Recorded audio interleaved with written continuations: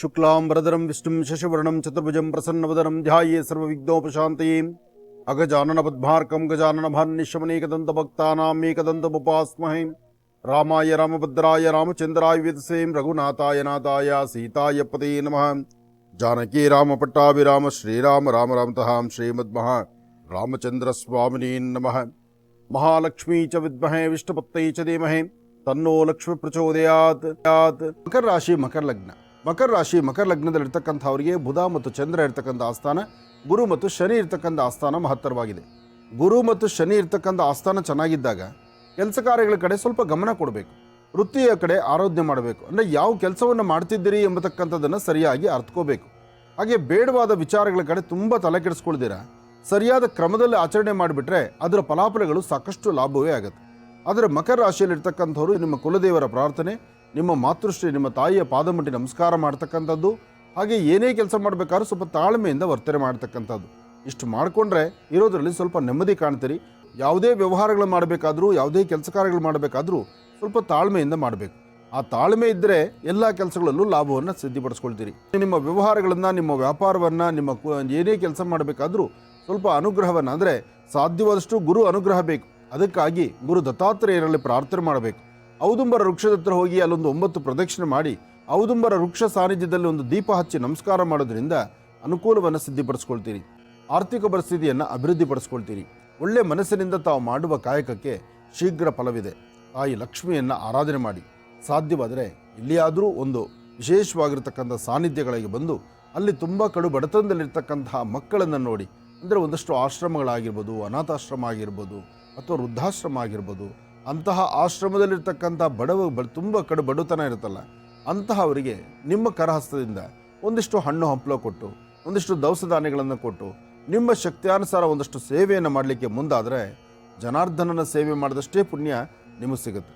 ತಪ್ಪದೀರ ನಿಮ್ಮ ಕುಲದೇವರನ್ನು ಪ್ರಾರ್ಥನೆ ಮಾಡಿ, ಮಕ್ಕಳಿಗಾಗಲಿ ಹಿರಿಯರಿಗಾಗಲಿ ಒಂದಿಷ್ಟು ಹಣ್ಣು ಹಂಪಲು ಕೊಟ್ಟು ನಮಸ್ಕಾರ ಮಾಡೋದ್ರಿಂದ ನಿಮ್ಮಲ್ಲಾಗುವಂತಹ ಬದಲಾವಣೆಗಳನ್ನು ಆಗಿಂದಾಗಲೇ ಕಾಣ್ತೀರಿ. ಗುರು ಪ್ರಾರ್ಥನೆಯೂ ಇರಲಿ, ಜೊತೆಗೆ ಜವಾಬ್ದಾರಿಯುತವಾದಂಥ ಕಾಯಕವಿದೆ. ಹಾಗೆ ಕೊಟ್ಟ ಮಾತಿನಂತೆ ನಡ್ಕೊಳ್ಬೇಕು ಎಂಬತಕ್ಕಂಥ ಆಸೆ ಇದೆ. ನೀವು ಮಾಡುವ ಕೆಲಸದಲ್ಲಿ ಒಂದಷ್ಟು ಬದಲಾವಣೆ ಬರಬೇಕು, ಏನಾದರೂ ಒಂದು ಸಾಧನೆ ಮಾಡಬೇಕು ಎಂಬತಕ್ಕಂಥ ಆಸೆನೇ. ಆದರೆ ಯಾವುದನ್ನು ಸಾಧನೆ ಮಾಡಬೇಕು, ಬದಲಾಯಿಸ್ಕೊಳ್ಬೇಕು, ಬದಲಾವಣೆ ತರಬೇಕು ಅಂದ್ಕೊಂಡ್ರು ಅದು ಅಷ್ಟು ಈಸಿಯಾಗಿ ಆಗುವಂಥದ್ದಲ್ಲ. ನಿಮ್ಮ ವೃತ್ತಿಯನ್ನು ಮತ್ತಷ್ಟು ಅಭಿವೃದ್ಧಿಪಡಿಸ್ಕೊಳ್ಳೋದಕ್ಕೋಸ್ಕರ ನೀವು ದಕ್ಷಿಣಾಭಿಮುಖವಾಗಿ ನಿಂತು ತ್ರಾಂಬಕೇಶ್ವರನ್ನು ಪ್ರಾರ್ಥನೆ ಮಾಡಿ, ಅಂದರೆ ಮೃತ್ಯುಂಜಯನ್ನ, ಸಾಂಬ ಸದಾಶಿವನ ಪ್ರಾರ್ಥನೆ ಮಾಡಿ ಒಂದು ಅಶ್ವತ್ಥ ಪ್ರಾರ್ಥನೆ ಮಾಡೋದ್ರಿಂದ, ಅಶ್ವತ್ಥ ವೃಕ್ಷದ ಹತ್ರ ಒಂದು ಪ್ರಾರ್ಥನೆ ಅಥವಾ ಒಂದು ಪ್ರದಕ್ಷಿಣೆ ಮಾಡಿದ್ರೆ ಅಸಾಧ್ಯವಾದ್ದನ್ನು ಸಾಧನೆ ಮಾಡ್ಕೊಳ್ತೀರಿ. ಏನೇ ಆದರೂ ವೃಕ್ಷಗಳಿಗೆ ಅಂತಹದ್ದು ಒಂದು ಅದ್ಭುತವಾದ ಶಕ್ತಿ ಇದೆ. ಯಾಕೆಂದರೆ ಜೀವ ಇರ್ತಕ್ಕಂಥದ್ದನ್ನು ಕಂಡು ನೋಡುವಂತಹದ್ದು ಪ್ರಾಣಿಗಳಲ್ಲೋ ಮನುಷ್ಯರಲ್ಲೋ ಮಾತ್ರವಲ್ಲ, ಅದು ವೃಕ್ಷಗಳಲ್ಲೂ ಇದೆ. ಆ ವೃಕ್ಷಗಳಲ್ಲೂ ಇರ್ತಕ್ಕಂಥ ಪ್ರಾಣಶಕ್ತಿಯಿಂದ ನಮ್ಮ ನಿಮ್ಮೆಲ್ಲರ ಜೀವನಕ್ಕೆ ಅತ್ಯಮೂಲ್ಯವಾಗಿರ್ತಕ್ಕಂಥ ಸಂಪತ್ತನ್ನು ಅದು ದಯಪಾಲಿಸುತ್ತೆ. ಹಾಗಾಗಿ ಪ್ರಧಾನವಾಗಿರ್ತಕ್ಕಂಥ ವೃಕ್ಷ ಅಂದರೆ ಅಶ್ವತ್ಥ ವೃಕ್ಷ. ಮೂಲತೋ ಬ್ರಹ್ಮರೂಪಾಯ ಮಧ್ಯಾಂತೋ ವಿಷ್ಣುರೂಪಿಣಿ ಅಗ್ರದಂ ಶಿವರೂಪಾಯ ವೃಕ್ಷರಾಜಾಯತಿ ನಮಃ. ಹೀಗೆ ವೃಕ್ಷರಾಜನಿಗೆ ನಮಸ್ಕಾರ ಮಾಡಿ ನಿಮ್ಮ ಮನಸ್ಸಲ್ಲಿರ್ತಕ್ಕಂಥ ಆಸೆ ಆಕಾಂಕ್ಷೆಗಳನ್ನು ಈಡೇರಿಸ್ಕೊಳ್ಬಹುದು. ಹಾಗೆ ಒಂದಷ್ಟು ಜನಕ್ಕೆ ಅಧಿಕವಾದಂಥ ಅನಾರೋಗ್ಯ ಸನ್ನಿವೇಶಗಳು ಬಾಧಿಸುತ್ತೆ. ಸರಿಯಾದ ಆಹಾರ ಪದ್ಧತಿಗಳನ್ನ ಇಟ್ಕೊಳ್ಳಿ. ಯಾರೊಬ್ಬರು ಏನೇ ಮಾತಾಡಿದ್ರು ಎಲ್ಲ ಮಾತುಗೂ ನೀವು ಸ್ಪಂದಿಸೋದು ಬೇಡ.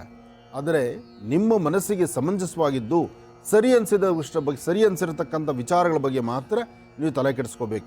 ಯಾವುದೇ ವೃತ್ತಿ ಧರ್ಮದಲ್ಲಿರ್ತಕ್ಕಂಥವರಾದರೂ ಒಂದಷ್ಟು ಮಟ್ಟಿಗೆ ಅಭಿವೃದ್ಧಿಯನ್ನು ಕಾಣಬೇಕಾದ್ರೆ ಮೊದಲು ಧರ್ಮದ ಗುರುಗಳನ್ನು ಪ್ರಾರ್ಥನೆ ಮಾಡಿ ಕೆಲವಷ್ಟು ವಿಚಾರಗಳನ್ನು, ಸತ್ಯಾಸತ್ಯತೆಗಳನ್ನು ಅರ್ಥ ಮಾಡ್ಕೋಬೇಕು. ಯಾರೊಬ್ಬರ ಮನಸ್ಸಲ್ಲಿರ್ತಕ್ಕಂಥ ಮನದಾಳದ ಮಾತನ್ನು ಖಂಡಿತ ಯಾರು ಅರ್ಥ ಮಾಡ್ಕೊಳ್ಳೋಕ್ಕಾಗಲ್ಲ. ಆದರೆ ಆ ನೋವಿನ ಕ್ಷಣಗಳಿಗೆ ಸ್ಪಂದಿಸುವಂಥ ಗುಣ ಆಗಬೇಕು. ಇನ್ನೊಬ್ಬರ ಕಷ್ಟಕ್ಕೆ ಸ್ಪಂದಿಸುವಂಥ ಗುಣ ಖಂಡಿತ ಇದೆ. ಹಾಗೆ ಇನ್ನೊಬ್ಬರ ಕಷ್ಟವನ್ನು ಆಲಿಸಿ ನಿಮ್ಮ ಕೈಲಾದಷ್ಟು ಪರಿಹಾರವನ್ನು ಕೊಡುವಂಥ ಚೈತನ್ಯವೂ ನಿಮ್ಮದಾಗತ್ತೆ. ಹಾಗೆ ನಿಮ್ಮಲ್ಲಿರುವಂಥ ಸಮಸ್ಯೆ ಕಷ್ಟಗಳಿಗೆ ಒಂದು ಪರಿಹಾರವನ್ನು ಕಂಡುಕೊಳ್ಳುವಂಥ ಯೋಗಫಲ ಮಹಾವಿಷ್ಣುವಿನಿಂದ ಇದೆ.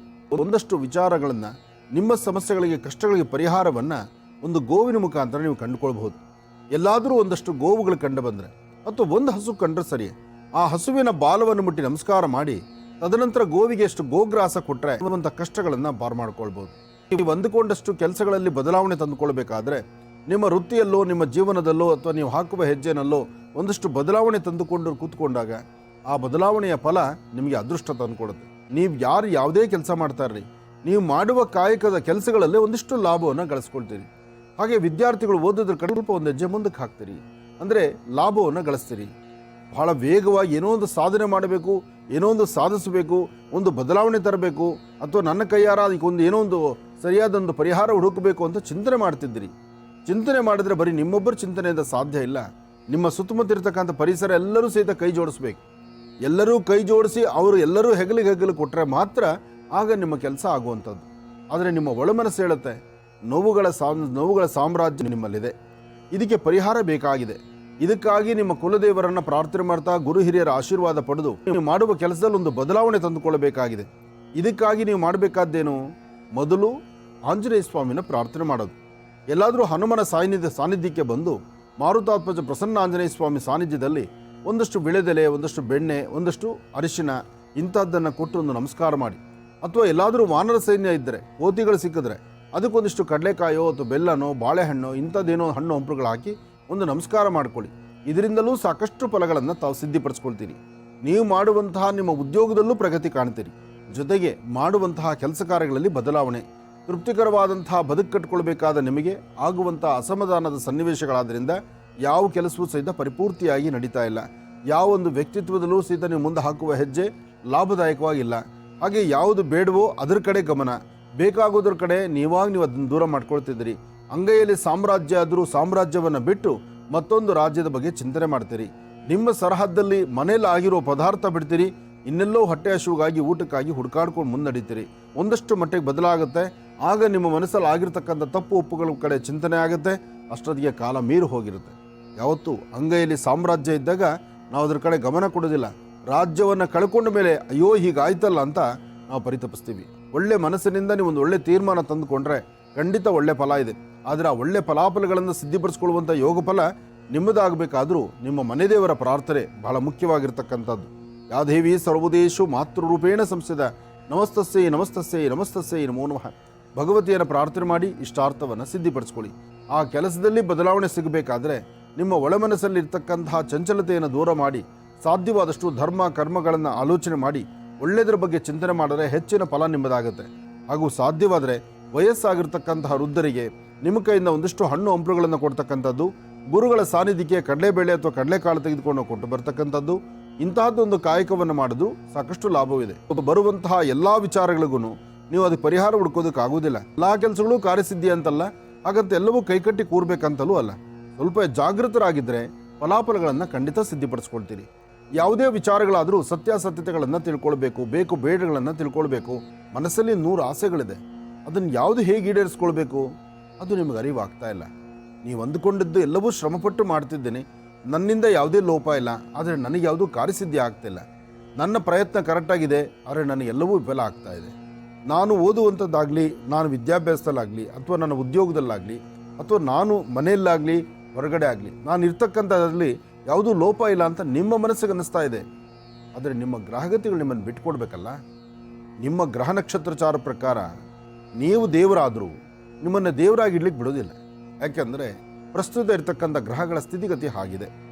ನಿಮ್ಮ ಮನೆಯ ಸಮೀಪದಲ್ಲಿ ಎಲ್ಲಾದರೂ ಒಂದು ಕಡೆ ಬಿಲ್ವ ವೃಕ್ಷ ಇದ್ದರೆ ಒಂದಷ್ಟು ಬಿಲ್ವ ಪತ್ರೆಯನ್ನು ತಂದು ಶಿವ ಸಾನ್ನಿಧ್ಯದಲ್ಲಿ ಶಿವನಿಗೊಂದು ನಾಮಾರ್ಚನೆ ಮಾಡೋದು, ಅಥವಾ ಗುರು ಪ್ರಾರ್ಥನೆ ಮಾಡ್ತಕ್ಕಂಥದ್ದು, ಗುರುಗಳ ಸಾನ್ನಿಧ್ಯಕ್ಕೆ ಹೋಗಿ ಒಂದಷ್ಟು ಹಳದಿ ಕಲರ್ ಪುಷ್ಪ, ಹಳದಿ ಕಲರ್ ಗಂಧ, ಅಥವಾ ಒಂದಿಷ್ಟು ಅರಿಶಿನ, ಅಥವಾ ಒಂದಿಷ್ಟು ಕಡಲೆಕಾಳು ಇಂತಹದ್ದನ್ನು ಗುರು ಸಾನ್ನಿಧ್ಯದಲ್ಲಿ ಕೊಟ್ಟು ಒಂದು ಪ್ರಾರ್ಥನೆ ಮಾಡಿ. ಹಾಗೆ ಯಾರಾದರೂ ವಯಸ್ಸಾಗಿರ್ತಕ್ಕಂಥ ಹಿರಿಯರು ನಿಮ್ಮ ಜೀವನಕ್ಕೆ ಮೌಲ್ಯಾಧಾರಿತವಾಗಿರ್ತಕ್ಕಂಥ ಒಂದಷ್ಟು ಪಾಠ ಪ್ರವಚನವನ್ನು ಮಾಡಿದಾಗ ಅದನ್ನು ಆಲಿಸಿ. ಅವ್ರಿಗೂ ನಿಮಗೂ ಸಂಬಂಧ ಇಲ್ಲ ಅಂತ ಮುಂದೆ ನಡಿಬೇಡಿ. ಅವರ ಅನುಭವದ ಮಾತನ್ನು ಹೇಳಿದಾಗ ಅದು ನಿಮ್ಮ ಜೀವನಕ್ಕೆ ಎಷ್ಟು ಬೇಕೋ ಅಷ್ಟು ನೀವು ಅಳವಡಿಸ್ಕೊಳ್ಬೇಕು. ಆಗ ಹೆಚ್ಚಿನ ಫಲವನ್ನು ಸಿದ್ಧಿಪಡಿಸ್ಕೊಂಡಂಗೆ ಆಗುತ್ತೆ. ಒಳ್ಳೆಯದಾಗಲಿ, ಶುಭವಾಗಲಿ.